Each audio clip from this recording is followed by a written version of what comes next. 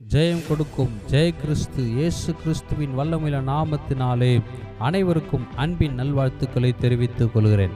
இன்றைய திருவசனம் ஏசாயா 50:7. கர்த்தராகிய ஆண்டவர் எனக்கு துணை செய்கிறார், நான் வெட்கப்படேன்.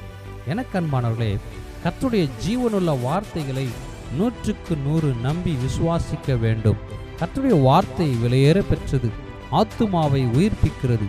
கர்த்தர் எனக்கு துணையாக இருக்கிறார், ஆகையால் நான் வெட்கமடைய மாட்டேன் என்ற வீர விசுவாசம் உள்ளவர்களாக இருக்க வேண்டும். ஆண்டவர் துணையாக இருந்தால் வெட்கப்பட்டு போக விடவே மாட்டார். என்னதான் ஆனால் என்ன, துணையாளர் நம்மோடு இருக்கும்போது நாம் வெட்கமடையோம்.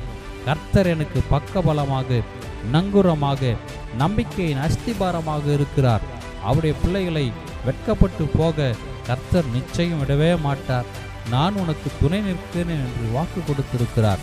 மனிதனின் துணை எப்போது நம்மோடு இருக்கும் என்று கனவு காண வேண்டாம்.